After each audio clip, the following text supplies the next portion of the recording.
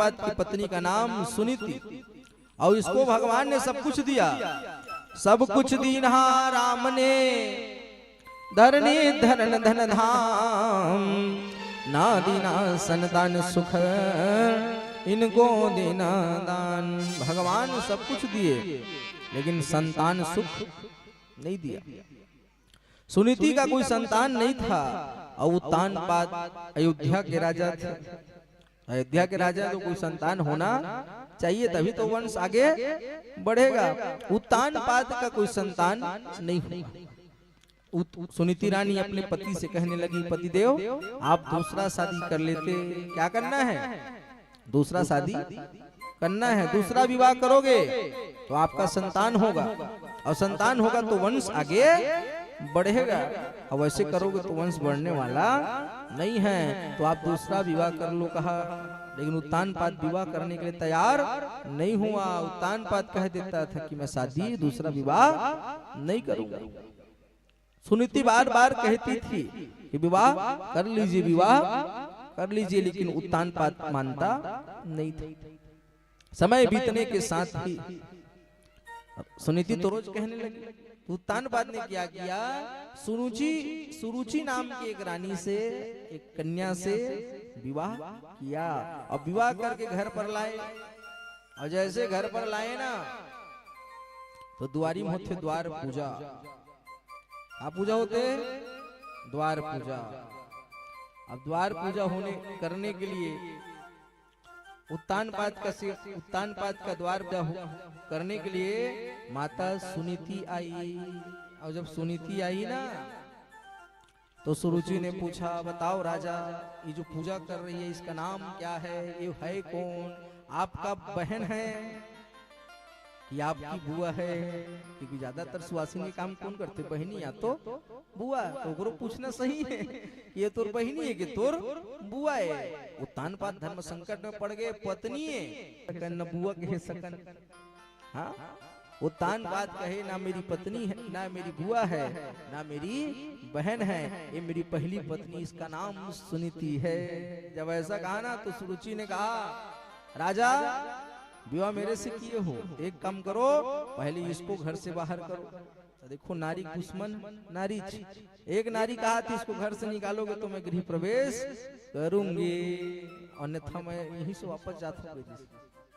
राजा धर्म संकट में पड़ा है, बड़े को रखे कि छोटे को रखे। सुनीति ने कहा, राजा एक काम करो, अगर आपके मेरे जाने से अगर आपके यहाँ बेटा आता है, आपका वंश आगे बढ़ता है, तो मैं ही घर छोड़कर चली जाती हूँ। आज सुनीति रानी वहां से निकली, और सुनीति रानी घर से अपना कपड़ा लेकर निकल जाती है, और गांव के बाहर तालाब के पास कुछ की कुटिया बना करके माता सुनीति जो है रहने लगती है। सुरुचि का मतलब होता है मन। सुरुचि का क्या मतलब है? मन। सुरुचि जिन मन लभाते वही सुरुचि की थी। जिसे मन किया वही करना, ये किसका काम है? सुरुचि का काम है। और सुनीति जो धर्म कहे उसको करना। जैसे पढ़ाई करने का मन नहीं लगता है जी, कोई मन से पढ़ता है? हम तो पढ़े हैं तो मन से नहीं पढ़े। पढ़ाई करना किसी का शौक नहीं रहता, खेलने का मन करता है, करता ही नहीं करता है। छोटे थे तो टीवी देखने का मन करता था। हम सब कौन है? उत्तानपाद है। कैसे उत्तानपाद है? देखो उत्तानपाद, जिसका सर ऊपर हो और जिसका पैर नीचे हो, उसका मतलब होता है उत्तानपाद। उत्तानपाद की दो पत्नियां थी, एक का नाम सुरुचि और एक का नाम सुनीति। तो हम सब की भी दो दो पत्नियां हैं। हाँ, अब तो मत कहो महाराज, हम तो खुद दूसरे की पत्नी है ना। तो ऐसा नहीं, चाहे लेडीज हो चाहे जेंट्स, सबकी कितनी पत्नियां हैं? दो पत्नियां हैं। ठीक है, एक धर्म एक अधर्म, पाप और पुण्य, और सुनीति और सुरुचि। और हम सब उत्तानपाद हैं, और हम सब सुरुचि की बात मानते हैं, सुनीति की बात नहीं मानते। मन के तिल खाते ना, सही बात बताइए। जो मन में आता है वही खाते हैं। कोई धर्म का बात धर्म के हिसाब से खाता है? नहीं खाता। कोई अपने मन के खिलाफ जाता नहीं है। इसलिए कहते हैं मन के हारे हारे है, और मन के जीते जी मन जब मान लेते कि हार गए तो हार जाबे, अब मन को मान लेते जीत गए तो जीत जाते हैं। तो सुनीति आज घर से निकल गई और कुछ की कुटिया बना करके गांव के बाहर रहने लगी। जब गांव के बाहर रहने लगी ना, तो आज छोटी रानी महल में, अब बड़ी रानी झोपड़ी में रह रही है। जिस रानी ने कभी मखमल के गद्दों से पैर नहीं निकाला, ऐसे रानी को तो देखो विपद परे में है ना, जब विपत्ति आते तो एक तरफ से थोड़ी, चारों तरफ से विपत्ति आते। आज जिन रानी जीवन में कभू मेहनत मजदूरी नहीं करे है, तेला आज का करेल पड़ गएगा, मेहनत मजदूरी करेल पड़ गए तो समय बली नहीं, पुरुष बली नहीं होते है, और समय होत बलवान। समय क्या है? बलवान है। मनुष्य बली, मनुष्य बलवान नहीं है। समय कराता है। जो भी हम करते हैं, जो भी हम सोचते हैं, सब कौन कराता है? समय कराता है। समय पड़े मां गधल तको ददा के लग जाते है ना। समय पड़े में जगह का कभू नहीं बोलना है, तेगरों का बोलेला पड़ जाते हैं। समय आए में गलत आदमी ला तको अपन साथ रखेल पड़ जाते। तो देखो समय सब कराता है, मनुष्य कुछ करता नहीं है। समय आने पर सब हो जाता है। आज सुनीति रानी घर पर चौपड़ी में रहने लगी और छोटी रानी महल में रहने लगी। समय बीता। एक दिन राजा जो है शिकार करने के लिए जाता है। राजा उत्तानपाद धनुष मार लिए, मान लगाए और सूरों का शिकार करने लगा। और तक तक तीर चलावन लगा, तक तीर चलावन लगा, तक तक तीर चलावन लगा, तीर चलावन लगा। तीर चलाने लगा, सूरों को मारने लगा राजा। अब राजा उत्तानपाद घर आने में राजा को देरी हो गई। जब राजा अपने घर राजमहल पहुंचा तो द्वार खटखटाया, तो उधर से सुरुचि ने कहा, इतने रात को घर आए हो, जाओ, मैं द्वार नहीं खोलती, रात भर बाहर में रहो कहती। राजा आज धर्म संकट में पड़ गया, घर जा नहीं सकता, कहाँ जाऊं? तो उसको याद आया, मेरी पहली पत्नी कहाँ रहती है? गांव के बाहर तालाब में कुछ की कुटिया बना करके रहती है। आज उसके पास जाता हूँ, रात वहीं रहूं। उत्तानपाद अपने घोड़े पर बैठा और रानी सुनीति के पास चला जाता है। रानी सुनीति को आवाज लगाया। सुनीति ने दरवाजा खोला, सामने देखा अयोध्या के राजा उत्तानपाद खड़े थे। प्रसन्न हुआ। राजा अंदर आता है, बैठे बातचीत किया। उनके ऊपर भगवान की कृपा हुई। जिस सुनीति ने कभी गर्भ धारण नहीं किया था, आज भगवान नारायण की कृपा से माता सुनीति गर्भ धारण करती है और उसके गर्भ में भक्त ध्रुव आकर के प्रविष्ट होते हैं। बोलो ध्रुव जी महाराज की जय। राजा अपने घर को आया। कुछ दिन बाद पाया कि उसकी छोटी पत्नी सुरुचि भी क्या है? गर्भ से है। सुनीति भी गर्भ से, बड़ी पत्नी भी गर्भ से और छोटी पत्नी भी गर्भ से। जिसके घर में इतने चौथापन तक के बालक नहीं हुआ और हो रहा है तो दोनों जन के हुआ था। राजा बड़ा प्रसन्न हुआ। राजा बड़ा प्रसन्न हुआ। इतने साल से एक बच्चे के लिए तरस रहा था, आज दो बच्चे मेरे घर में होगा करके ना राजा बड़ा प्रसन्न हुआ। राजा प्रसन्न होने लगा। समय बीतने के साथ जोग लगन ग्रहवार तिथि सकल भये अनुकूल औचर अरु अचर हर्षित जुत यह ध्रुव जन्म सुखमो। ध्रुव का क्या होता है जी? जन्म होता है भादो के महीना शुक्ल पक्ष तीज के दिन, शुक्रवार के दिन पड़े रहा है। ध्रुव जी महाराज के क्या हुआ? जन्म हुआ। ध्रुव जी महाराज ना जन्म लिए। राजा को बड़ी प्रसन्नता हुई, लेकिन छोटी रानी से डरते हैं राजा, इसलिए अपने बेटे को देखने के लिए जा भी नहीं सकते, क्योंकि जाएगा तो हाथ बोले तोड़ दी है ना। कावर छोटे भाई ज्यादा पावर है। छोटे पत्नी डराते कौन है? राजा है। तो बड़े घर नहीं जा सकते। कुछ दिन बाद उसकी छोटी पत्नी ने भी बालक को जन्म दिया। उस बालक का नाम रखा उत्तम। बड़े बेटा का नाम ध्रुव और छोटे का नाम उत्तम। राजा के 2 जन बेटा। और राजा उत्तानपाद बड़ा प्रसन्न हुआ। परमानंद पुरी मन राजा, कहाँ बोलाव बजाव हुआ। राजा बड़ा प्रसन्न हुआ। और राजा प्रसन्न हुआ, नहीं नहीं बैठे रहिए। राजा प्रसन्न हुआ और सुख पूर्वक जीवन जो है यापन करने लगा। अब ध्रुव जी महाराज 5 साल के हुए, तो 5 साल में स्कूल में क्या करते हैं, भर्ती करते हैं। तो माता सुनीति ने अपने बेटे को गांव के स्कूल में भर्ती किया। अब जब गांव के स्कूल में भर्ती किया ना, तो स्कूल में जाओ तो सबसे पहले अपना नाम, फिर पिताजी का नाम, फिर माँ का नाम, ऐसा लिखना पड़ता है, तभी तो मार्कशीट में छप कर। क्या मास्टर गुरु जी ने पूछा, बताओ ध्रुव तुम्हारे माँ का क्या नाम है? तो उसने फटाक से बता दिया, मेरे माँ का नाम सुनीति है। लेकिन जैसे पिता का नाम पूछा तो ध्रुव बोल नहीं पाया, क्योंकि उसकी माँ ने उसको जीवन भर यही बताया है बेटा कि मैं ही तेरी माँ हूँ, मैं ही तेरा बाप हूँ कहा है। तो उसको पता नहीं है कि पिता क्या है। ध्रुव को तो ये भी नहीं पता है कि पिता कहते किसको है। अरे पापा को ने जन्म भी नहीं कराया।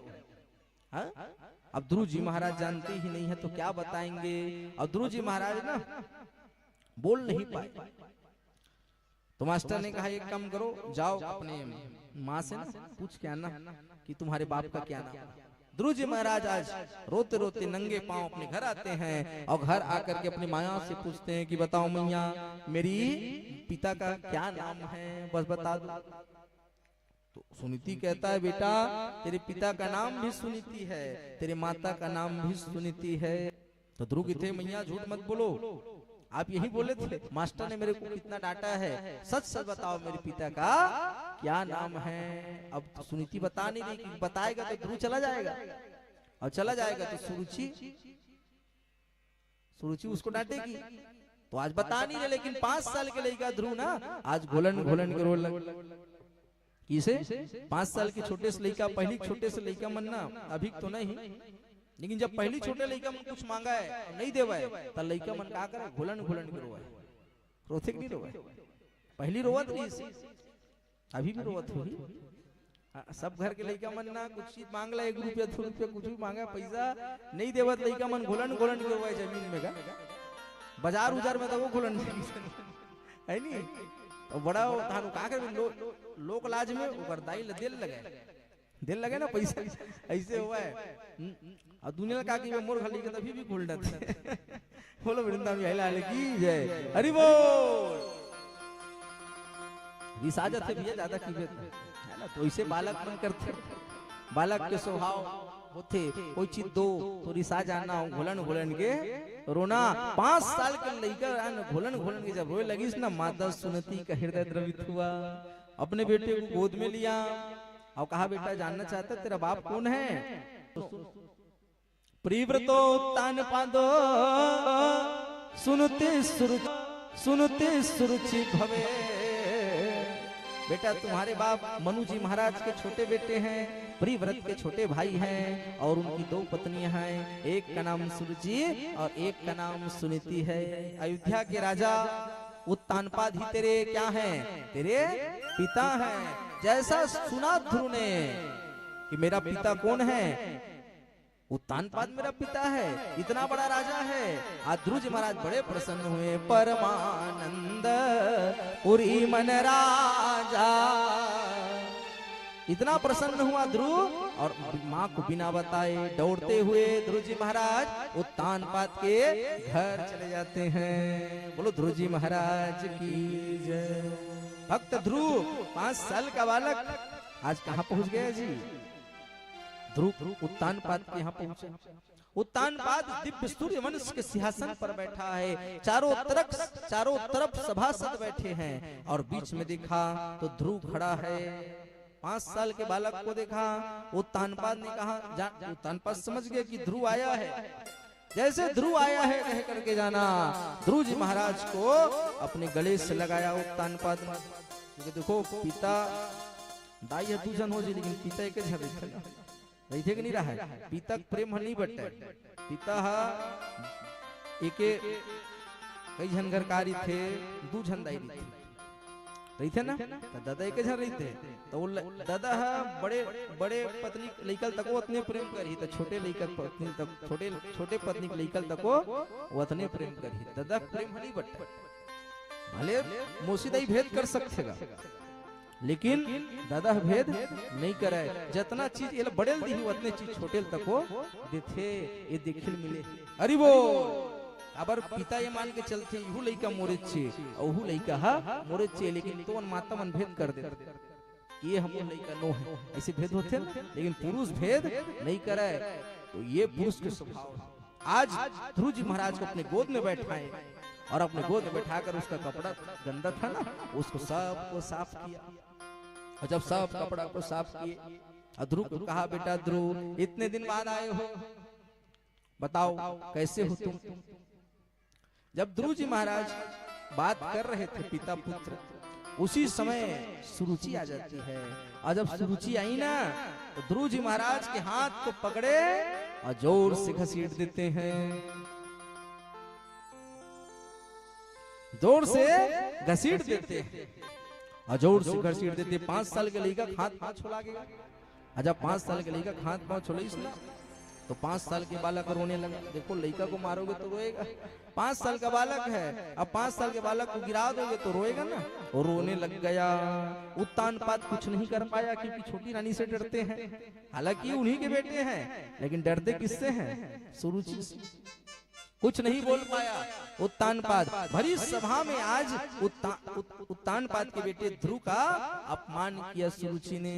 कहा ध्रुव तू पिता की गोदी में बैठने के लायक तब होगा बेटा जब तू अगले बार ना मेरे गर्भ से जन्म लेके आएगा।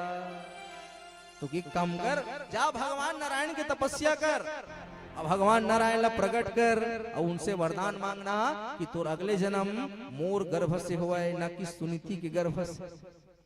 जब अधिक बड़े बात कहीस तो ध्रुव जी महाराज आंसू पोंछिस। अब आंसू पोंछ करके ध्रुव जी महाराज कहते हैं मैया जब मोला भगवान नारायण ला प्रगटे करना है तो मैं तोर गर्भ से जन्म लेके क्या बरा हूँ, मैं गद्दी नहीं मांग लू। तो ध्रुव जी महाराज कहे मैया एक बात याद रखना, आपने इसी सिंहासन से गिराए हो ना, एक दिन देखना ये ध्रुव इस सिंहासन पर बैठेगा और आपके बेटा उत्तम को राजा बनने नहीं देगा, बल्कि मैं ही इस गद्दी पर बैठूंगा। आप खुद अपने हाथ से ना राज मुकुट पहनाओगे। जब 5 साल का लड़का इसे कही सुरुचि स्तब्ध रह गए, लेकिन ध्रुव बोल तो दिया है, लेकिन पूरा कैसे करेगा, ये सबसे इम्पोर्टेंट सवाल है जी। बोलने में क्या है, कोई कुछ भी बोल देगा, लेकिन उसको पूरा करना पड़ता है। आज ध्रुव जी महाराज अपने घर चले आए और अपनी माँ को नहीं बताया कि मैं उत्तान पात के यहाँ गया था। वहीं एक दासी खड़ी थी जिसने ध्रुव का अपमान होते देखा था। दौड़ कर गई सुनीति के पास, सुनीति को बता दिया कि आज तुम्हारा बेटा ध्रुव राजा के यहाँ आया था और छोटी रानी ने ध्रुव का अपमान किया है। अब ध्रुव जी महाराज बता नहीं रहे अपनी माँ को। उनकी माँ ने कहा बेटा तू उत्तान पात के घर गया था, पिता के यहाँ गया था। तो ध्रुव कह देता, झूठ बोल देता, नहीं गया था। तो पूछा ये लगा हाथ पर कटा है, छिला है, कहाँ से छिला? तो ध्रुव कहता है मैया रास्ते में खेल रहा था, गिर गया, चोट लग गई। आज ध्रुव झूठ बोल रहा है, लेकिन माता जानती है। लाल को बनकर विमति विमाता ने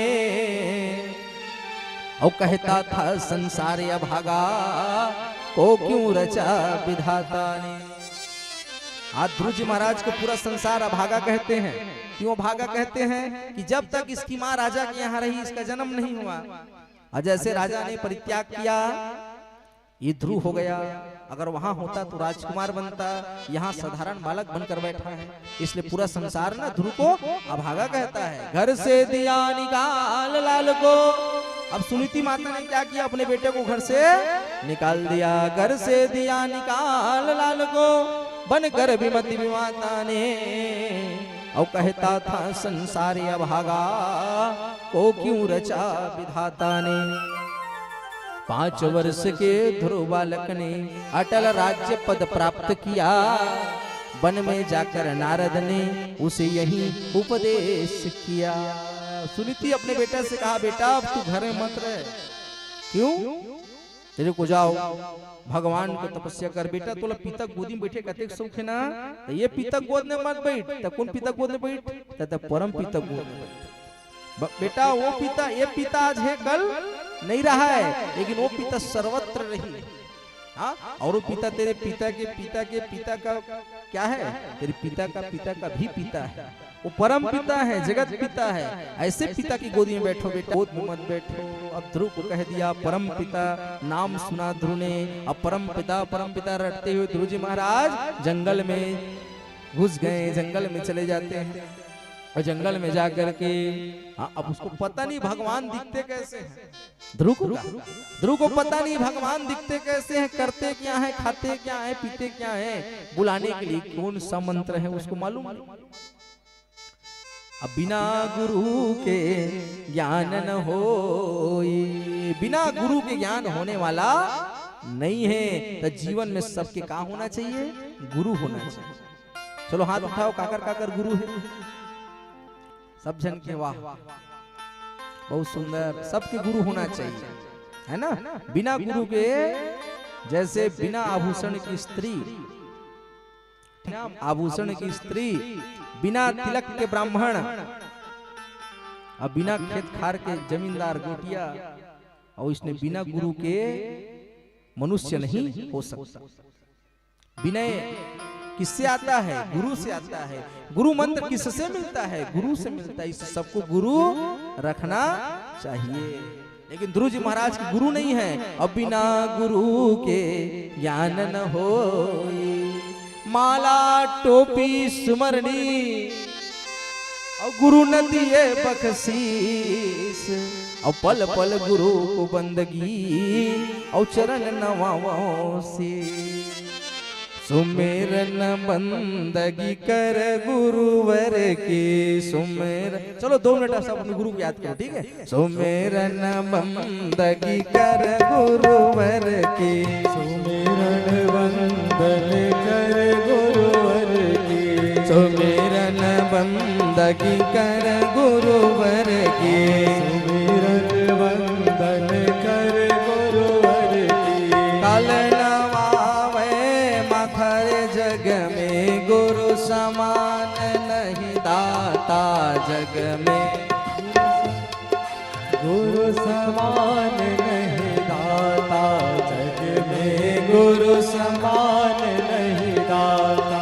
सुमिरन बंदगी कर गुरुवर की, सुमिरन वंदन कर गुरुवर की, सुमिरन बंदगी कर गुरुवर की, सुमिरन वंदन कर गुरुवर की। काल नवावे मधर जग में गुरु समान नहीं दाता, जग में गुरु समान नहीं दाता, जग में गुरु समान नहीं दाता। हरि बोल, बोलो सद्गुरुदेव की। ध्रुव जी महाराज के गुरु कौन है? अब बिना गुरु के ज्ञान न होई। अब गुरु तो चाहिए, अब बिना गुरु के मंत्र मिलने वाला नहीं है। आज ध्रुव जी महाराज जंगल में चला, परम पिता रटते हुए जंगल में जा रहा है, लेकिन पता नहीं भगवान करते क्या है। उसी समय नारद जी का प्रादुर्भाव होता है। हरि गुण गावत बीना बजावत, हरि गुण गावत वीणा बजावत, हरि गुण गावत बीना बजावत, हरि गुण गावत वीणा, हरि गुण गावत बीना बजावत, हरि गुण गावत वीणा बजावत, हरि गुण गावत बीना बजावत, हरि गुण गावत वीणा बजावत। नारद मुनि चले आए हो रामा, नारद मुनि चले आए हो रामा, हरि गुण गावत बिनावत, और नारद मुनि चले आए हो राम। नारद मुनि आते हैं और ध्रुव जी महाराज को कहा, बेटा ध्रुव कहाँ जा रहे हो? उस ध्रुव ने कहा, मैं भगवान को खोजने जा रहा हूँ। कौन से भगवान को? परम पिता को मैं खोजने जा रहा हूँ। तो कहा भगवान कहीं जाने से थोड़ी मिलते हैं, वो तो सर्वत्र हैं, हरि व्यापक सर्वत्र समाना, और प्रेम ते प्रगट हो ही में जाना। भगवान सर्वत्र हैं, वो दिखाई नहीं देते। हवा सब जगह है ना, हवा सब जगह है, तबे तो सांस ले रहे हैं। आगी सब जगह है, कैसे सब जगह है? हाथ को रगड़ो गर्माहट होता है, गर्माहट हो रहा है यानी कि यहाँ पर आगी सब जगह है। हाँ, पत्थर में रगड़ होने से आग लग जाती है। जंगल में जब बांस में रगड़ होते ना तो जंगल में आग लग जाती, लगती नहीं लगता। आगी सब जगह है। आगी मत सोचो माचिसे में है कि लाइटर में है कि गैस में है, आगी भी सब जगह पर्याप्त है। जैसे हवा सब जगह है वैसे आग भी सब जगह है, वैसे भगवान भी कहा है सब जगह है। ध्रुव जी महाराज पूछे बताइए भगवान कैसे दिखते हैं, भगवान करते क्या है, क्या करते हैं, कैसे करते हैं, क्या खाते हैं, क्या पीते हैं, और भगवान कैसे रहते हैं, पूरा वर्णन करो कहा। तो ध्रुव जी महाराज को नारद जी कहते हैं क्या सुनो भगवान कैसे हैं। बेटा ध्रुव तुम यहीं बैठे बैठे कहूँ भगवान का नाम जपोगे ना भगवान सुन लेंगे। 5 साल के लिए क्या भारी प्रश्न करते लिखा मानेगा तो कहते नारद जी जब मैं एमएलए कहूँ तका भगवान सुन ली, एमएलए में जब नाम लूं तका भगवान सुन ली, भगवान की अति कनकान है। तो कहते बेटा जिन मन में किथे तेला भगवान सुंदर थे तो तू जोर जोर से कहबे ना। तो भगवान के रूप के वर्णन करे नारद जी का कहे बिनु पद चलई सुने बिनु काना, बिनु पद चलई सुने बिनु काना, बिनु पद चलई सुने बिनु काना, बिनु पद चलई सुने बिनु काना, कर विधि करई करम विधि नाना, कर बिनु करम कर विधि नाना, बिनु पद चलई सुनय बिनु गाना। भगवान बिना पैर के चल लेते हैं और बिना कान के भगवान जो है सुन लेते हैं। बिनु पद चलई सुनई बिनु काना, भगवान के हाथ नहीं है लेकिन भगवान कर बिनु करई करम विधि नाना, सब प्रकार कामला भगवान हाँ कर लेते। अगला चौपाई में कहे आनंद सकल रस भोगी, आनंद रहित सकल रस भोगी, आनंद रहित सकल रस भोगी, आनंद रहित सकल रस भोगी, बिनवाई भटता बड़ जोगी, भटता बड़ जोगी। नारद जी कहते हैं आनंद रहित, आनंद यानी मुंह, आनंद रहित भगवान के मुंह नहीं है। सकल रस भोगी, भगवान सब प्रकार के फल रस को खा लेते हैं। हाँ? अबिनु वाणी, भगवान की कोई आवाज नहीं है लेकिन भगवान सबसे बड़े प्रवक्ता हैं। कभी इतना ऊपर वाला लाठी में आवाज नहीं रहा है, ऐसे कहावत बनी। तो भगवान बिना वाणी के है लेकिन जब भगवान जवाब देते तो सब चुप हो जाते हैं, ऐसा वर्णन मिलता है। नारद जी को जब ऐसा कहा ना तो ध्रुव जी महाराज कहे क्या करना पड़ेगा मेरे को, तो कहा द्वादश अक्षर मंत्र पुण्य जप है को जपना है। द्वादश अक्षर मंत्र ओम नमो भगवते वासुदेवाय नमः, इसी मंत्र को ध्येय बनाओ और इसी मंत्र को जपो, और जपोगे ना तो भगवान तुम्हारे सामने प्रकट हो जाएंगे। कहा अब ध्रुव जी महाराज को ऐसा वरदान मिला, ऐसा गुरु मंत्र मिला, वो जपने लगा। और जैसे मंत्र जपने लगा, 1 दिन हो गए, 2 दिन हो गए, भगवान क्या तब पता नहीं। अब ध्रुव जी महाराज ने कहा अब ज्यादा समय नहीं करना है, तो एक अंगुष्ठ दोये भुजा विशाला, एक अंगुष्ठ दोये भुजा विशाला, एक अंगुष्ठ दोये भुजा विशाला, एक अंगुष्ठ दोये भुजा विशाला, एक अंगुष्ठ दोये भुजा विशाला, एक अंगुष्ठ दोये भुजा विशाला, करण कट कठिन करा, करण लगन तप कठिन कराला। अब ध्रुव जी महाराज ने कहा ऐसे नहीं आएंगे, तो पैर के अंगूठे में खड़ा हुआ, दोनों हाथ के ऊपर करके श्वास भोजन भी बंद कर दिया और पानी पीना बंद कर दिया। केवल हवा के सहारे ध्रुव जी महाराज भगवान का तप करने लगा। भगवान नारायण का सिंहासन हिल गया और भगवान नारायण इसका सिंहासन हिले, भगवान ध्रुव के समक्ष प्रकट हो जाते हैं। बोलो भक्तवत्सल भगवान की जय हो। ध्रुव भगवान को देख करके आवक रह गया। भगवान को देख करके ध्रुव जो है आवक रह गया। और ध्रुव जी महाराज बोलना तो बहुत कुछ चाहते हैं, लेकिन देखो सामान्य सी बात है, कोई बहुत बड़ा नेता मंत्री आ जाए तो कुछ शिकायत होता है तो आदमी का मुंह गड़बड़ा जाता है। होता है कि नहीं होता है? सिंपल से एक छोटे से प्रदेश, एक छोटे से मंत्री के सामने हम बोल नहीं पाते, तो सोच के देखो वो भगवान जो समस्त ब्रह्मांड के नायक हैं, जो सबको बनाए हैं, एक देश थोड़ी कई देशों के जो प्रधान हैं, अगर वो सामने आएगा तो कोई बोल पाएगा? ध्रुव जी महाराज बोलना तो बहुत कुछ चाहते हैं, लेकिन कुछ बोल नहीं पाए। भगवान जाने ध्रुव के मन की बात। भगवान ने क्या किया? अपना पंचजन्य शंख ध्रुव के कपोलों को स्पर्श कराया। कपोल यानी गाल। ध्रुव जी महाराज के गाल में अपने संघ को स्पर्श कराया।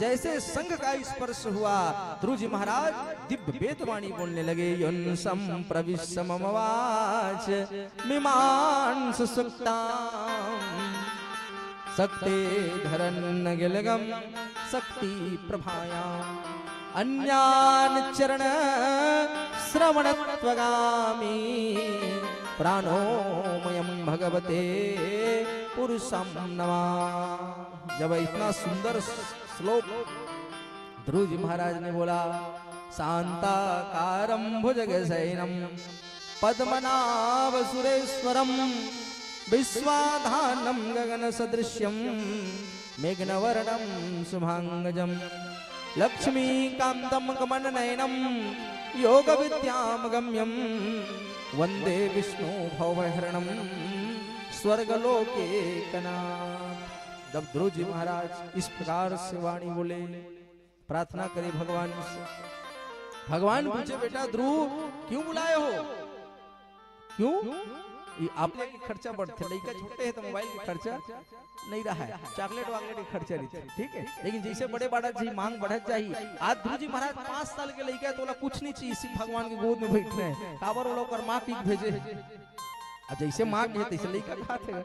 तो ध्रुव जी महाराज कहे, भगवान बोला आपकी गोद में बैठना है। तो भगवान कमल को प्रकट किए, भगवान बैठे और 5 साल के बालक को अपने गोद पर बैठाया। जिस प्रकार एक पिता अपने पुत्र से प्रेम करता है, वही प्रेम भगवान आज ध्रुव से करने लगा।